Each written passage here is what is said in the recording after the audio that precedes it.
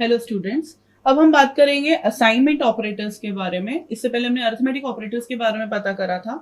ये जितने भी ऑपरेटर्स अभी हम बात कर रहे हैं अरिथमेटिक ऑपरेटर, और अब जब असाइनमेंट ऑपरेटर की बात कर रहे हैं, ये हम बात कर रहे हैं types of operator based on their operations. वो किस तरीके के ऑपरेशंस, वो क्या काम करते हैं, उस पे हमने उनको कैटेगराइज करा है। सो आज हमारा है असाइनमेंट ऑपरेटर्स। असाइनमेंट ऑपरेटर्स का बेसिकली काम क्या होता है, हमारे पास अगर कोई वैल्यू है, फॉर एग्जांपल हमारे पास एक वेरिएबल है x नाम का, और हमारी मेमोरी में वो x इस तरीके से है, और उसमें वैल्यू यहाँ पर अभी कुछ भी नहीं है। यहाँ पे हमने इसको सिर्फ डिक्लेयर कर दिया है। अब इसे हमें कोई वैल्यू असाइन करनी है, हमें इसे इसमें कुछ वैल्यू स्टोर करनी है, तो उसी के लिए हम यूज करते हैं असाइनमेंट ऑपरेटर, और उसे इस तरीके से लिखते हैं x इक्वल्स टू 5 या 10, आप जो भी वैल्यू देना चाहें। तो x इक्वल्स टू 5, इसका मतलब क्या होता है कि इस प्लेस पर जो भी वैल्यू होगी या जो भी वेरिएबल होगा, उस वेरिएबल की वैल्यू असाइन हो जाएगी किस साइड पर, x में हो जाएगी। अभी यहाँ पे एग्जांपल में क्या है 5, तो 5 वैल्यू असाइन हो गई है x। दैट मीन्स ये किस तरीके से जा रहा है, राइट टू लेफ्ट। ठीक है, सो हम इस तरीके से असाइन कर सकते हैं। और असाइनमेंट वैल्यूज की यहाँ पर इसमें एक रूल बहुत ज्यादा हमें ध्यान रखना है, हम कभी भी ऐसे नहीं लिख सकते हैं 5 इक्वल्स टू x।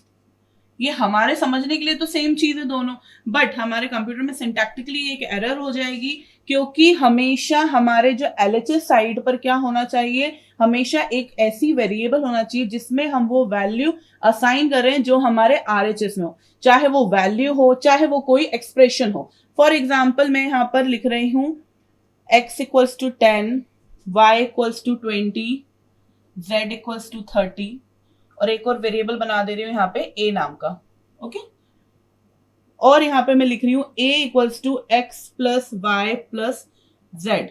तो इसका मतलब क्या होगा, सबसे पहले यहाँ पे अरिथमेटिक ऑपरेशन सॉल्व होंगे, x plus Y plus Z करा जाएगा जो कि 60 हो जाएगा, और उस वैल्यू को जब यहाँ पे ये तीनों ही कैलकुलेशन सॉल्व हो जाए, उसके बाद इस वैल्यू को किस में असाइन कर दिया जाएगा, a में। अब असाइनमेंट ऑपरेटर्स को, जो असाइनमेंट ऑपरेटर होता है हमारा, उसको हम अरिथमेटिक ऑपरेटर्स के साथ में भी यूज कर सकते हैं। किस तरीके से, फॉर एग्जांपल मेरे पास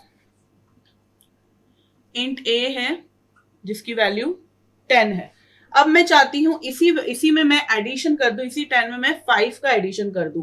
तो मुझे अगर लिखना रहता तो मैं ऐसे लिखती a equals to a plus 5। इससे हमारे जो मेमोरी है उसमें वैल्यू जो a की है वो 10 से चेंज होकर क्या हो जाती, 15। तो इसको लिखने का एक और तरीका हो सकता है x plus equals to 5, x plus equals to 5। इस केस में क्या होगा, सबसे पहले इसी वेरिएबल में, जो वेरिएबल हमारा LHS साइड में रखा है, उस वेरिएबल में RHS में जो लिखा है उसके जो भी अगर कोई एक्सप्रेशन लिखा है, अगर कोई कांस्टेंट वैल्यू लिखी है, तो उनका एडिशन परफॉर्म होगा, और फिर उसके बाद वही जो एडिशन परफॉर्म होने के बाद जो रिजल्ट आएगा 15, वो वापस असाइन हो जाएगी LHS में जो वैल्यू रखी है। इसके लिए सबसे इंपॉर्टेंट चीज एक ध्यान रखने की जरूरी है कि क्या हमारे जो एडिशन परफॉर्म हो रहा है और जो हमारा LHS है, उस दोनों के वेरिएबल सेम होना चाहिए। ऐसा नहीं कि आप ऐसे लिख दें a equals plus equals to b plus 5, ऐसा नहीं कर सकते आप। ओके, ऐसा जब आप करेंगे तो उस केस में क्या होगा, सबसे पहले b प्लस 5 होगा, अगर कोई वैल्यू b की हमने बनाई होगी 11 या 15 या कुछ भी, सबसे पहले b प्लस 5 होगा 16, और फिर उसके बाद 16 a में प्लस होगा, और फिर उसके बाद ये वैल्यू जो रिटर्न होगी वो वापस a में असाइन हो जाएगी। तो इस तरीके से हम अरिथमेटिक ऑपरेटर्स का यूज कर सकते हैं। जैसे हमने यहाँ पर एडिशन का यूज करा, उसी तरीके से हम यहाँ पर सब्सट्रैक्शन का भी यूज कर सकते हैं, उसी तरीके से हम मल्टीप्लिकेशन का भी यूज कर सकते हैं, उसी तरीके से हम डिवाइड का भी यूज कर सकते हैं, और उसी तरीके से हम मॉड ऑपरेटर का भी यूज कर सकते हैं। और ये सिर्फ अरिथमेटिक ऑपरेटर्स के साथ नहीं यूज कर सकते हैं, हम दूसरे अलग ऑपरेटर्स के साथ भी यूज कर सकते हैं। कौन से दूसरे ऑपरेटर्स हमारे यूज हो सकते हैं, फॉर एग्जांपल में आगे जाकर हम सीखने वाले हैं बिटवाइज ऑपरेटर। तो बिटवाइज ऑपरेटर में एंड ऑपरेटर में यूज करना चाहती हूँ, तो मैं एंड ऑपरेटर को भी इस तरीके से यूज कर सकती हूँ। मैं नॉट ऑपरेटर यूज करना चाहती हूँ, तो ये इस तरीके से मैं यूज कर सकती हूँ।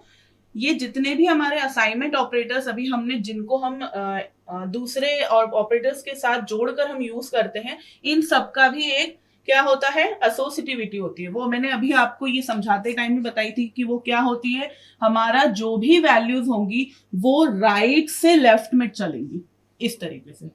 अभी हम अर्थमेटिक ऑपरेटर्स की जब बात कर रहे थे तो किस तरीके से चल रहा था, लेफ्ट टू राइट, बट अब हमारे जो असाइनमेंट ऑपरेटर्स होते हैं इनकी जो एसोसिएटिविटी होती है वो होती है राइट टू लेफ्ट। एग्जाम्पल के लिए मेरे पास a equals to B equals to C equals to D equals to अगर मैं 10 लिखती हूं तो सबसे पहले यहाँ पे क्या होगा, ऑपरेशंस में सबसे पहले होगा, मतलब इस एक्सप्रेशन के पीछे क्या वर्क कर रहा होगा कंपाइलर, तो उसमें सबसे पहले d इक्वल्स टू 10 होगा, तो हमारा जो भी यहाँ पर मेमोरी में जहां d बना होगा वहां वैल्यू क्या आ गई 10। उसके बाद c इक्वल्स टू d होगा, तो मतलब d की जो वैल्यू है वो असाइन होगी c में, तो ये हमारे पास c है, यहाँ पे भी 10 आ गई वैल्यू। उसके बाद होगा b इक्वल्स टू c, तो c की वैल्यू b में चली गई, और सबसे एंड में होगा a इक्वल्स टू b। तो ये हमारा क्या हो गया, एसोसिएटिविटी राइट टू लेफ्ट। चलिए अब इन सबको हम एक प्रोग्राम के थ्रू करके देखते हैं। सो अब हम इन्हें प्रोग्राम के थ्रू असाइनमेंट ऑपरेटर करके देखते हैं।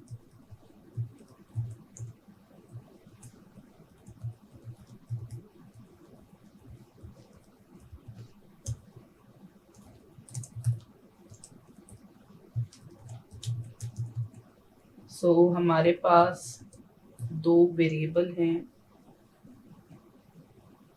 या एक ही वेरिएबल से करके देखते हैं। ये हम पहले भी कर चुके हैं, पर हमें तब ये पता नहीं था कि इस ऑपरेटर को आखिर बोला क्या जाता है। तो इस ऑपरेटर को बोलते हैं हम असाइनमेंट ऑपरेटर।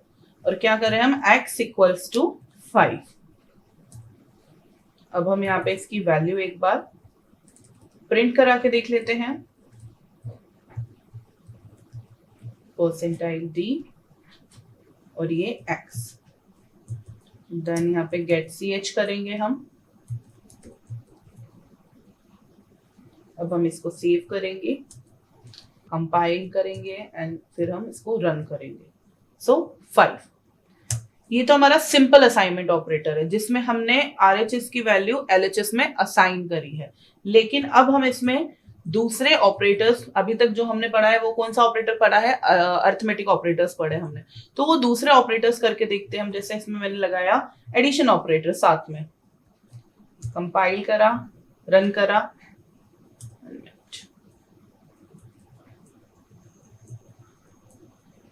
इसको फिर से बिल्ड करा हमने।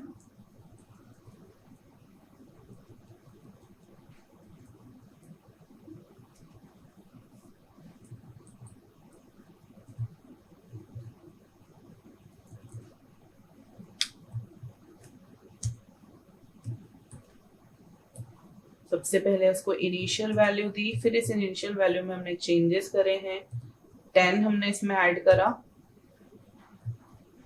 और इसको कंपाइल करा है एंड देन रन करा। ओ, प्रिंट तो कराया नहीं हमने, तो हम इसे प्रिंट करा लेते हैं, तभी तो हमें पता चलेगा कि आंसर सही क्या है। सो परसेंटाइल d एंड x। अब हम इसे सेव कर लेते हैं प्रोग्राम को, कंपाइल इट एंड तो ये हमारा 15 यहाँ पर हो गया। इससे पहले हमें एक वैल्यू दिखी थी 843 समथिंग टाइप की, वो क्या थी, गार्बेज वैल्यू। और वो किस वजह से शो हुई थी, क्योंकि हमने हमारे वेरिएबल को जब इनिशियल वैल्यू ही नहीं दी है, तो हम उस इनिशियल वैल्यू में कौन सी वैल्यू एड ऑन कर रहे हैं, सॉरी उस वैल्यू में जब कोई वैल्यू एग्जिस्ट ही नहीं करती है वेरिएबल की, तो हम उसमें ऐड क्या कर रहे हैं, क्योंकि हमने डायरेक्ट क्या कर दिया था उस टाइम पर, हमने डायरेक्ट ऐसा लिख दिया था, हमने उसे इनिशियल वैल्यू नहीं दी थी और डायरेक्ट यहाँ पे प्लस इक्वल्स टू 5 लिख दिया था। दैट मीन्स वो खाली है, वेरिएबल की वैल्यू खाली है, और उसमें हम 5 हमने असाइनमेंट ऑपरेटर के साथ में अर्थमेटिक ऑपरेटर भी यूज कर दिया और 5 वैल्यू असाइन करने की कोशिश करी। तो वो जगह जो खाली थी उसने डायरेक्ट उसका गार्बेज वैल्यू में 5 एड ऑन कर दिया। तो सबसे पहले हमें क्या, इनिशियल वैल्यू उसकी देना जरूरी हो जाएगी, तो हमने यहाँ पर उसकी वो इनिशियल वैल्यू दे दी।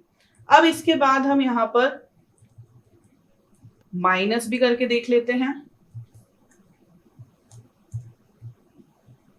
0 5 माइनस 5 0, मल्टीप्लाई करके देख लेते हैं,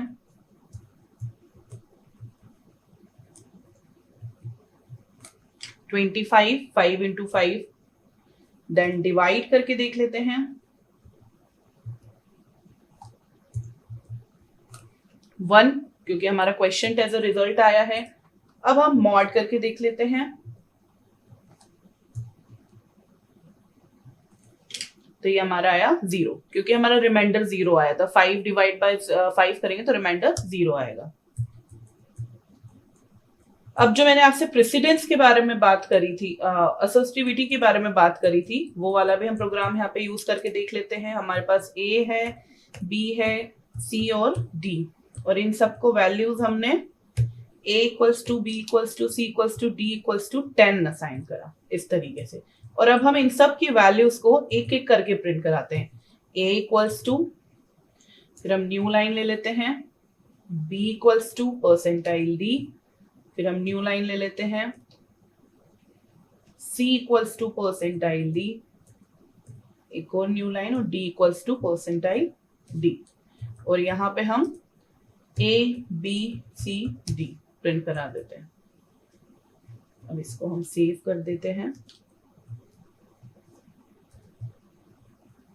ये देखिए A B C D हमारा यहाँ पे प्रिंट हो गया है। अब इसका वर्किंग समझने के लिए हम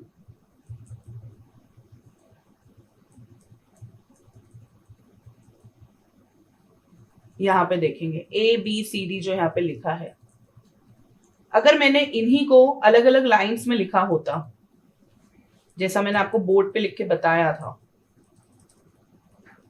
अगर मैं A इक्वल्स टू B लिख देती, जैसा कि मैंने ऐसे लिखा है उसी को मैं कर देती, B इक्वल्स टू C कर देती, C equals to D, and उस सबसे आखिर में D इक्वल्स टू 10 करती, तो आप देखिएगा क्या होने वाला है।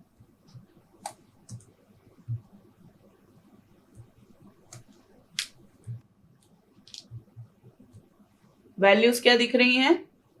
अलग अलग गार्बेज वैल्यूज दिख रही हैं। A equals to 858, B equals to 870, C equals to 12803 और D इक्वल्स टू 10। उसके पीछे रीजन क्या है? कंपाइलर ने रीड कैसे करा? टॉप टू बॉटम अप्रोच करी उसने, धीरे धीरे लाइन वाइज रीड कर रहा है कंपाइलर। तो जब लाइन वाइज रीड कर रहा है, सबसे पहले उसने ये लाइन रीड करी, इंट ABCD, तो कंपाइलर को ये समझ आ गया था कि ये वेरिएबल एक इंटीजर टाइप का, और हमें मेमोरी में 2 बाइट्स की स्पेस रिजर्व कर देनी है इन वेरिएबल्स के लिए। इसके बाद उसने यहाँ पे रीड करा A इक्वल्स टू B, तो ना B की कोई वैल्यू है हमारे पास, तो B की वैल्यू नहीं है, तो हमने वो A में असाइन क्या करी। फिर उसके बाद उसने यहाँ पे रीड करा B equals to C, C की भी कोई वैल्यू नहीं थी, तो हमने B में क्या असाइन करी। फिर उसके बाद लिखा है C equals to D, similarly D की भी कोई वैल्यू नहीं है। इसके बाद जो लाइन आई D इक्वल्स टू 10, अब जाकर हमने एक वैल्यू दी D को, असाइन करी 10 वैल्यू, लेकिन उसके बाद अब कंपाइलर के पास रीड करने के लिए वैल्यूज ही नहीं है। तो अब हम इसको धीरे धीरे करके वर्किंग समझें इसका। सबसे पहले अब यहां पर हम लिख देते हैं C इक्वल्स टू D, और इसे हम वापस कंपाइल करते हैं और वापस यहां पर हम रन करते हैं। तो देखिए C और D की वैल्यूज हमको मिल गई। तो इसके बाद हम B इक्वल्स टू C, इसी ही प्रोसेस में, इसी ही एसोसिएटिविटी में चल रहा है, राइट टू लेफ्ट, इसलिए हम उसी तरीके से उसको धीरे धीरे लिख के देख रहे हैं। वापस कंपाइल करा, वापस रन करा, B इक्वल्स टू 10। अब इसके बाद हमारा A इक्वल्स टू B, इसको हमने कंपाइल करा और रन करा, तीनों वैल्यूज आ गई हमारे पास। ये जो ऊपर हमने लिखा था, ये तीनों ही चीजें कंपाइलर एरर नहीं है, कंपाइल टाइम एरर नहीं है, सिंटैक्टिकल एरर नहीं है, क्योंकि सिंटैक्स तो सही है, लिखने का तरीका असाइनमेंट ऑपरेटर का यही है, बट ये कौन सी एरर है? लॉजिकल एरर है। हमने क्या गलती करी? हमने B की वैल्यू ही नहीं बताई तो असाइन क्या करी A में, C की वैल्यू ही नहीं बताई तो असाइन क्या करी B में। तो ये हमारी लॉजिकल एरर थी, ये हमने करी थी, ये कंप्यूटर ने करी नहीं थी। कंप्यूटर तो क्या हमारा रिग्रेस एम्प्लॉय है, जैसा हम बोलते हैं वो वैसा करता है। तो हमने उसको सिंटेक्स उसका हमने ध्यान रखा, ग्रामर का बिल्कुल ध्यान रखा, तो वो सही ही बोलेगा, उसको लॉजिक से कोई मतलब है नहीं। सो इसीलिए हमें हमेशा ध्यान रखना है कि लॉजिकल एरर नहीं करनी है, कोशिश करना है कि हम लॉजिकल एरर कभी ना करें, क्योंकि वो ढूंढना भी बहुत मुश्किल होता है, क्योंकि हमको कंप्यूटर ढूंढ के नहीं देगा, वो हमें खुद ढूंढनी है। So thank you.